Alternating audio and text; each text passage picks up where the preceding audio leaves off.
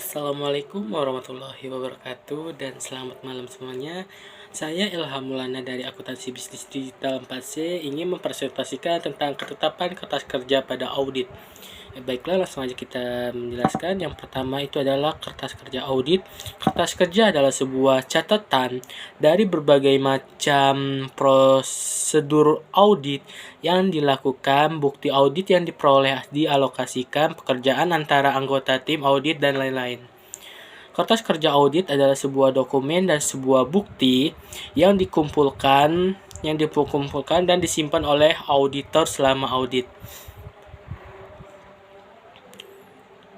Di sini juga kita akan menjelaskan tentang jenis berkas audit, yaitu yang pertama adalah berkas audit permanen atau kita sebut dengan permanent audit file, yaitu adalah sebuah file audit permanen berisi informasi yang terus berkelanjutan dan relevan untuk masa depan. Informasi seperti anggaran dasar, perjanjian pinjaman, sewa, dokumen yang terkait dengan pengendalian internal, catatan kebijakan akuntansi yang diikuti, pengamatan signifikan atas audit sebelumnya, dan lain-lain harus dicantumkan dalam sebuah audit file permanen.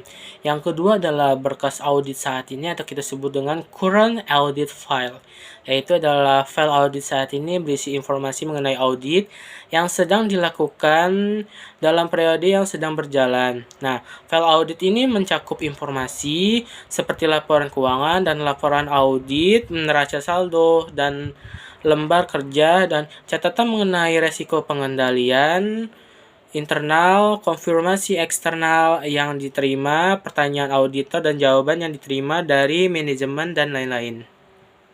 Selanjutnya itu kita akan menjelaskan juga jenis kertas kerja audit. Yang pertama itu adalah program audit. Program audit adalah sebuah daftar prosedur audit yang dilakukan untuk setiap audit dengan elemen tertentu. Proses audit yang dimaksud adalah instruksi rinci dan sebuah pengumpulan jenis bukti audit tertentu yang perlu diperoleh dalam proses audit. Selanjutnya itu adalah neraca percobaan bekerja. Neraca saldo kerja adalah daftar yang berisi berbagai saldo akun dari sebuah buku besar pada akhir tahun yang diperiksa dan pada akhir tahun sebelumnya. Kolom penyesuaian, reklarifikasikan yang diusulkan oleh auditor, serta berbagai saldo setelah koreksi auditor yang akan muncul dalam audit laporan keuangan. Selanjutnya itu adalah sebuah ringkasan jurnal penyesuaian, yaitu adalah auditor dapat membuat daftar jurnal penyesuaian yang akan didiskusikan lebih lanjut dengan kliennya. Nah, auditor juga akan membuat jurnal reklarifikasi untuk elemen yang tidak memiliki kesalahan dalam sebuah catatan klien. Selanjutnya itu adalah jadwal utama. Jadwal utama adalah sebuah kertas kerja audit yang digunakan untuk mengakses informasi yang dicatat dalam sebuah schedule pendukung untuk berbagai akun terkait. Selanjutnya itu adalah jadwal pendukung, yaitu adalah kertas kerja pendukung juga diperlukan oleh auditor untuk menguatkan informasi keuangan dan operasional yang telah dikumpulkan. Selanjutnya itu adalah hak kertas kerja, yaitu yang pertama adalah kepemilikan. Nah, kertas kerja adalah sebuah milik auditor. Auditor itu dapat atas pertimbangan sendiri membuat atau mengambil sebagian saja dari sebuah kertas kerjanya untuk diperlihatkan pada kliennya tersebut. Selanjutnya itu adalah penitipan, yaitu auditor harus mengambil tindakan yang tepat untuk menyimpan dan kerahasiaan kertas kerjanya. Selanjutnya itu adalah periode penyimpanan, yaitu kertas kerja harus disimpan dalam jangka waktu yang cukup untuk memenuhi kebutuhan praktiknya dan memenuhi persyaratan. Untuk penyimpanan catatan, kertas kerja harus disyaratkan untuk disimpan setidaknya 7 tahun sejak tanggal laporan audit. Selanjutnya itu adalah lion atau kita sebut dengan hak gadai, yaitu ada lion timbul hanya dalam kasus milik orang lain. Oleh karena itu, pertanyaan tentang hak gadai itu atas kerjanya tidak muncul karena itu milik auditor tersebut. Selanjutnya itu adalah proses analitis, yaitu proses analitis itu adalah sebuah prosedur dengan melakukan evaluasi informasi keuangan yang dibuat dengan mempelajari hubungan yang rasional antara laporan keuangan yang satu dengan data keuangan yang lainnya, atau antara data keuangan dan non keuangan.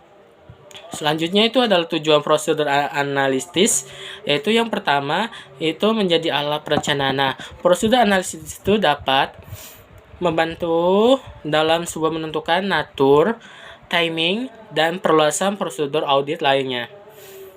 Dengan demikian kita atau saya itu dapat lebih memahami bisnis klien dan menentukan area yang mungkin terdapat risiko. Selanjutnya itu adalah pengujian substansis, yaitu adalah sebuah prosedur analisis juga dapat kamu gunakan sebagai uji substansis. Artinya melalui suatu prosedur analitis kita atau saya akan mendapatkan bukti nyata terkait asersi tertentu yang berhubungan dengan saldo akun atau jenis sebuah transaksi tersebut.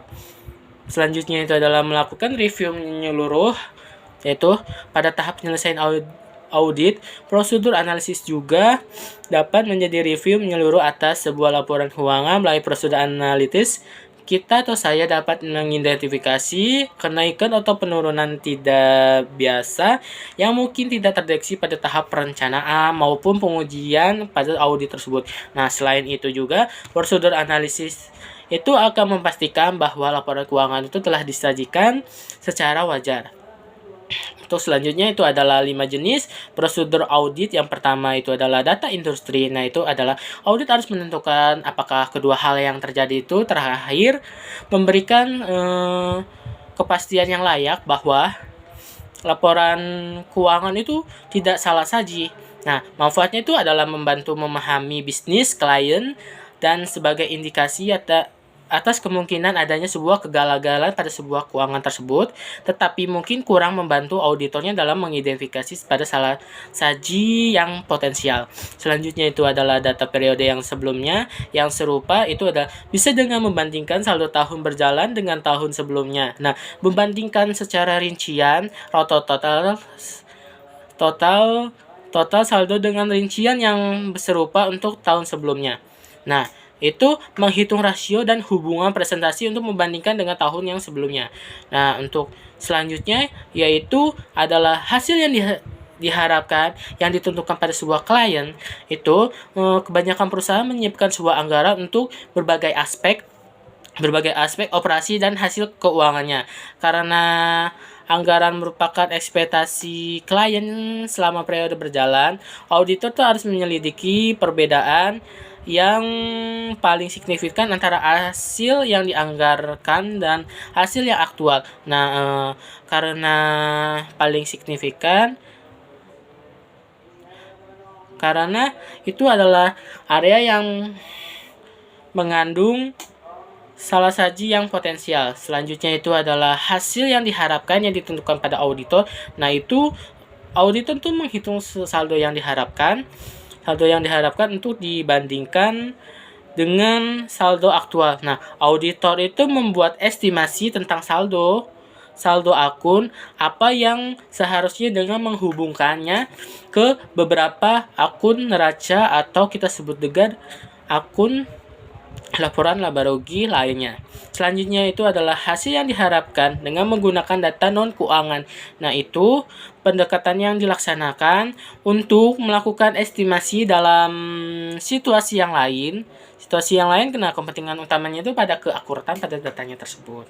Nah, selanjutnya itu adalah rasio keuangan umum. Nah, kemampuan untuk membayar utang jangka pendek, likuiditas, rasio lancar, current ratio, rasio cash ratio, dan rasio cepat, quick ratio. Rasio aktivitas likuiditas itu kemampuannya membayar utangnya adalah waktu yang dibutuhkan perusahaan untuk mengkonversi aktivitas lancar yang kurang liquid menjadi kas. Nah, kemampuan untuk memenuhi kewajiban jangka panjang, solvabilitas, yaitu bergantung pada keberhasilan operasi dan kemampuannya itu untuk memperoleh modal guna perluasan serta kemampuannya untuk melakukan suatu pembayaran pokok dan bunga. Rasio profitabilitas itu adalah kemampuan perusahaan untuk menghasilkan kas demi membayar kewajiban untuk perluasan dan dividen yang sangat bergantung pada profitabilitas. Yang paling umum adalah laba per saham. Yang lainnya itu antara lain adalah presentasi laba kotor, margin laba, pengembalian atas aset, dan pengembalian atas ekuitas saham biasa. Sekian dari saya, mohon maaf apabila saya salah berkata.